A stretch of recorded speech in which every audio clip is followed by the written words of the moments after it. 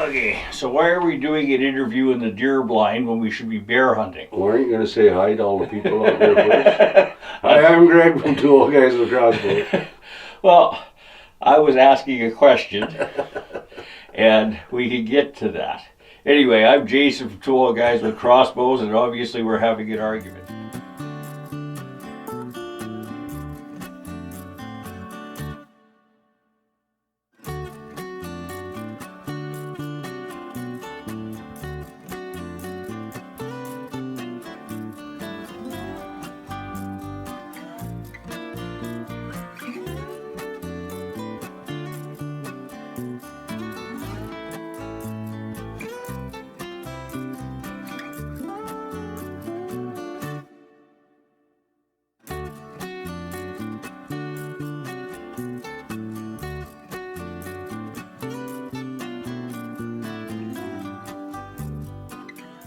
So why are we hanging out in the deer blind rather than bear hunting?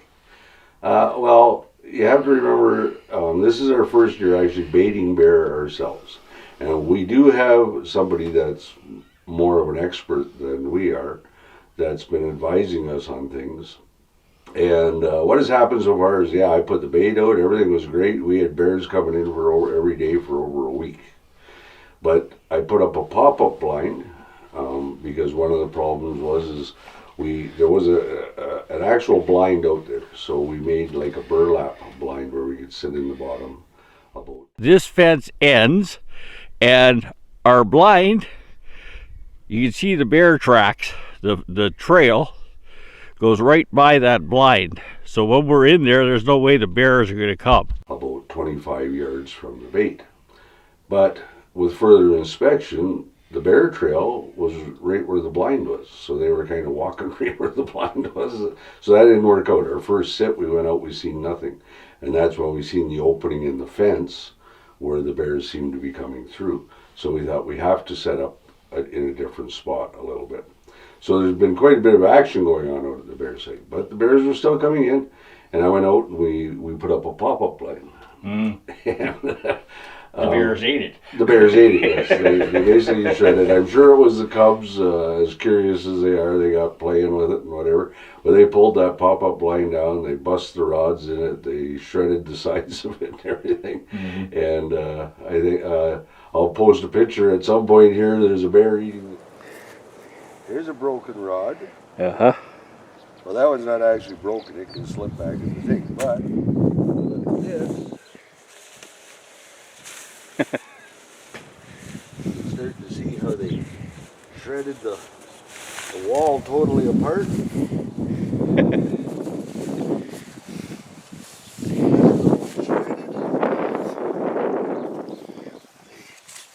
kind of took it. Here's a number. That's all shredded. That's all shredded. This window's all shredded out and torn. I know there's a big hole in the roof somewhere.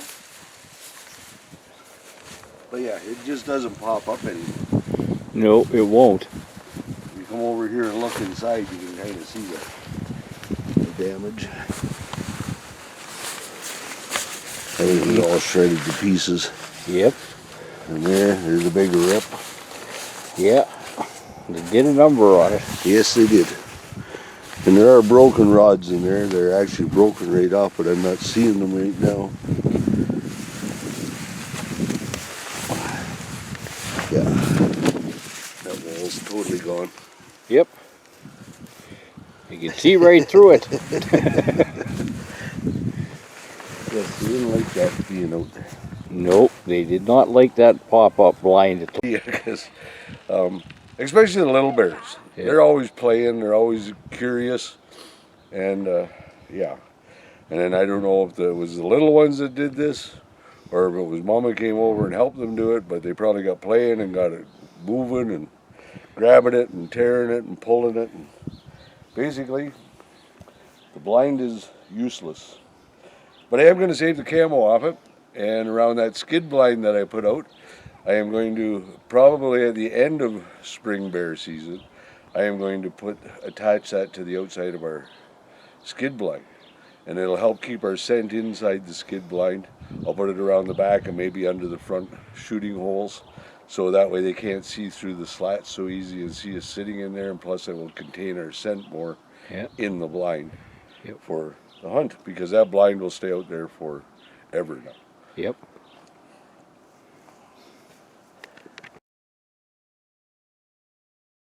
Eating the cushion that I usually sit on. I have one of those hunting cushions. It's camo on one side and orange on the other for putting on your chair and sitting on.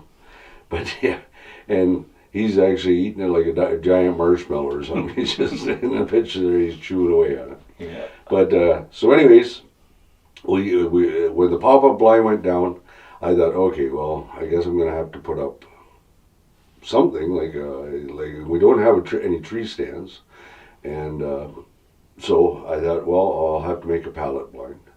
So I got a bunch of pallets, and I went out there, and I set the pallets up. I set 8 pallets in a cube. This is the blind we're in now. We put up a pop-up blind here, and the bears ate it. So Greg constructed this the other day. We'll see how this works. And I left one like a door so you can get in and out. And they're high enough that when you're sitting in them, we have shooting windows cut in them and everything. But once I put that pallet blind in, the bears stopped coming in totally. We've had no bears for 3 nights now. Yeah. 3 nights. And so, of course, I called my expert friend and I said, so, like, have I frightened the bears off? Like, have I ruined this now? And he told me, no, don't worry about that. He says, it's just that you put a new structure in the area, and the mama bear or whatever with the cubs, she's being cautious, and the other bears are being cautious. And it'll take, he says, even when he puts up his tree stand at his site, it takes about a week for the bears to come back. They disappear and they won't come back. And then you need to kind of leave them alone a little bit, let them get comfortable with feeding there and that, and then go back and hunt. So we probably won't be hunting any bear again until next week, the end of next week. Hopefully we'll get in there again. But the thing is, I'm also going to be watching the trail cams. I have to go in there and I have to check the bait. I have to watch the trail cams. And I'll make sure that the bait is there for them and the food is there. Because if we run out of food, well, of course, the bears aren't going to come anymore. And he said, yeah, he's just take it, go slow, give them a chance to get used to things, and they will come back. And the nice thing is our bear hunting season for spring bear goes right through till June 30th. So we're at May, what is it today? May 8th. May 8th. Yeah, tomorrow's Mother's Day. We basically almost got 2 months. Like, we've got 7 weeks of bear hunting for spring bear. And then it closes till August 25th. And then it opens again from August 25th right through till October 15th for fall bear. So we're going to alternate between mule deer and bear this year, I think. Yeah, like the thing is here is there was, with the borders being closed, with the COVID pandemic thing that's going on, and with the restrictions that have been put into place, there have been no American hunters up here. Another nice thing is we're hunting on private land, so we don't have other bait sites around us. There's not a ton of bears in there, but there are a number. Like on the cameras there, I counted with the cubs and everything, we were getting about 10 bears.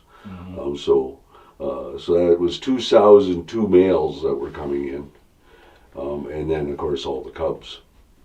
So that's a good sign. Like there's a fair number of bears in the area. It's not overabundant, but well, you never know. Down in the slough and along the river there, if they get wind, and more bears may come.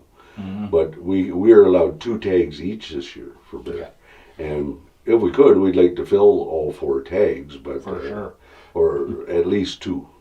At least 2, and get a lot of bear meat in our freezers for us to eat, because I really like bear meat. I like bear meat. So do I. But like this channel, okay, like we're learning, and we're happy to bring you along learning with us. We were all excited because we had bears, okay, and then we didn't, and so we're learning. We have people that we can call or text and say, okay, this is the situation, what's going on? And having that mentorship is so important. Well, yeah, and another thing, like I pointed out, like a lot of the hunting channels you watch, these guys are going out to an outfitter, and the outfitter's done all the work. We're actually sharing with you our ups and downs as we learn hunting new species. Like we were deer hunters before, and for many years we didn't hunt because we were out chasing the almighty dollar, trying to or other reasons, working and everything. But as we got older and we were getting closer to retirement, I thought, well, why don't we hunt anymore? And he was thinking the same thing. So, and then with the crossbows, I was always a rifle hunter and a shotgun hunter. I never hunted with a crossbow. I did try bow hunting a little bit when I was younger, but I didn't have the time to get really good at it, and I really never succeeded at it. Let's put it that way. But then we got the crossbows, and so this is new to us too. It's a whole new aspect to hunting. Like I can't shoot a deer at 100 yards with my crossbow. Like it's not like I'm going out and there's a deer 100 yards. Like shoot him. What you can do with your rifle, and I love it. Because you're learning more about stealth and how to bring them in within 20 yards. Like most of our deer shots on the whitetail videos are 20-yard shots. Yep. Like because that's where I set the bait. It's at 20 yards from the blind. And if we do get a bear in our barrel, it'll be 19 yards. Yeah, actually, yeah. I didn't have my rangefinder, and when I set things up and we ranged it, we're actually 19 yards from the barrel, which is a very comfortable distance. And like I said, we're not using an outfitter. We're doing this ourselves, and we're passing on our ups and downs and what we learn, what works for us, onto you. So you can put it to practice if you wish, or you can learn from as we learn as we go along. Bear are a new species for us to hunt. Same with mule deer. I've never hunted mule deer in my life. Last year we decided to try mule deer. Yep. We didn't get a mule deer, but we learned a lot about how we're going to set up for it this year. And we're hoping maybe to we are blessed. We live in hunting heaven. We live in Saskatchewan, Canada. And there are so many species to hunt here. There are elk, moose, black bear, white-tailed deer, mule deer, and geese. Yeah. Like the snow geese and the Canada geese are just phenomenal. The flocks. Like I've showed videos of them. And it's all within minutes of where I live. Yep. Poor Jason still lives in the city. It takes him an hour and a half to get out here and spend some time with me. Yep. But yeah, so this channel is not about us going in. Yes, we have gone to an outfitter. I went to the outfitter for my first bear because I'd never hunted bear in my life. But I thought, well, if I want to learn, I may as well learn from somebody that knows what they're doing. And I went and I paid a lot of money for a bear hunt.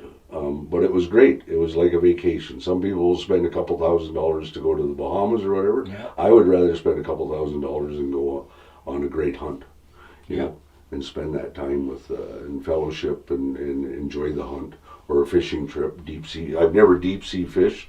I'd like to try that sometime. But we're not rich men, No. by any means. So, No. But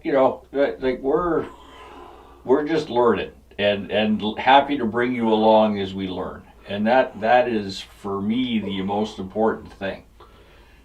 Yeah. And building pallet blinds and stuff, like hunting doesn't have to be expensive. Like to go out and buy like that pop-up blind that those bears chewed up, that was $100. That just got destroyed. Yep. And so if you're going to hunt bear, I don't recommend that you use a pop-up blind. No, don't recommend that at all. Unless you take Luckily, it out, it was you put his it up, sit pop-up in it. blind of mine. Unless you take the pop-up blind out, set it up, sit in it, hope that a bear comes along, because you have put something new into the area, and chances are they're not going to come in. And then take it down when you leave, because they will probably sniff around it, and they're not very sturdy. They're just a tent, and if you're not there, they're going to probably tear it up. You bet. So we decided to come out to the deer blind tonight and record this little session, just kind of bring you up to date on where we're at, and we probably won't be back in the bear blind until next weekend. Yeah, and then out here I did bring the PCP air rifle. If we see any squirrels or anything, well, if I get any, we'll let you know. We'll let you see it on the video here. Hopefully you can find good information in what we're sharing with you, and you can put it into practice for yourself too. Like I said, it's very expensive to go to an outfitter. Just call one and see what it costs to go on a bear hunt. You'll find out that it's not cheap. Yeah. The other thing I want to say is we're very close to 500 subscribers.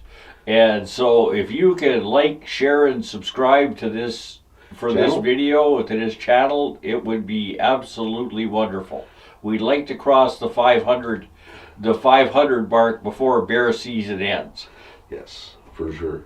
And it all helps the algorithms with YouTube and helps our channel to grow. Yeah. Because the more views that subscribe, YouTube starts to share our videos more people get to see them, it gets out there more. And the more you share them around to your social media, people are going to find them too. So we love you all, and thank you for your support, and enjoy the rest of the show. Yep. Thanks a lot.